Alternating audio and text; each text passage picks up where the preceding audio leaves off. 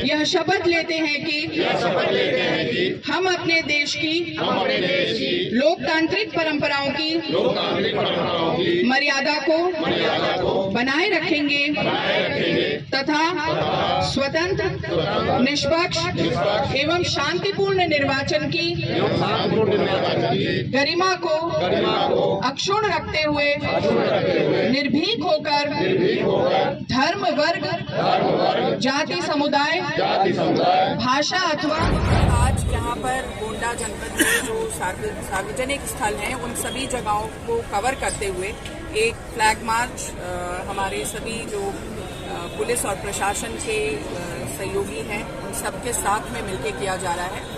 और CAPF का police बल भी साथ में है, होम गार्ड्स और जो NCC के छात्र छात्राएं हैं वे भी इस फ्लैग मार्च में हम सबका सहयोग कर रहे हैं। मुख्य उद्देश्य है कि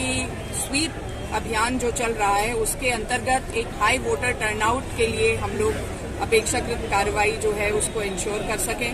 एक मैसेज इस पूरे फ्लैग मार्च से ये भी देने का प्रयास है कि इलेक्शन का समय जो है वो एक अनुशासन का समय है और इस समय में सारे जो नॉर्म्स हैं उनका कड़ाई से अनुपालन हो। एक कॉन्फिडेंस बिल्डिंग मेजर के रूप में भी इस फ्लैग मार्च के माध्यम से संदेश देने का प्रयास है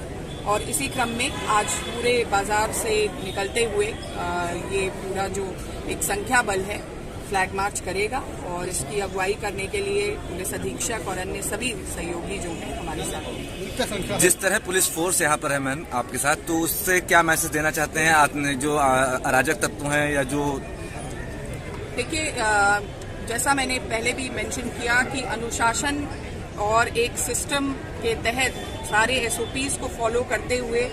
माननीय निर्वाचन आयोग के जो निर्देश हैं उनके क्रम में हमें सभी गतिविधियों को संपादित करना है। 20 मई 2024 का दिन जो है वो यहाँ पर मतदान की तिथि निर्धारित है और गोंडा जनपद में एक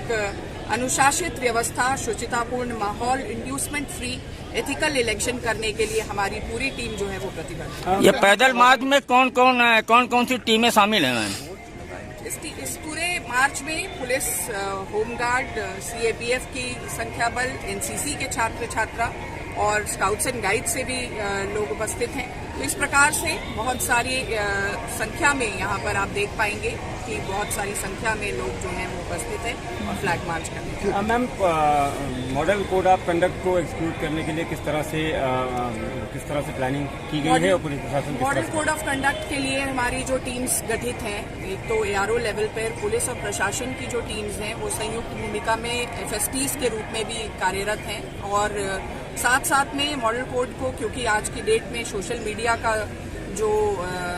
टाइम है और इलेक्ट्रॉनिक मीडिया और प्रिंट मीडिया की गतिविधियों को भी आप सबके सहयोग से हमारी MC टीम्स जो हैं वे भी इस कार्य में लगी हुई हैं, पैनी निगरानी कर रही हैं और उनके द्वारा जो भी चीज़ें उल्लेखित होती हैं उनको हम लोग उस पर प्रभावी नियंत्रण करने के लिए संबंधित को निर्देशित करते हैं और इसी क्रम में काफ़ी सारी हम लोगों ने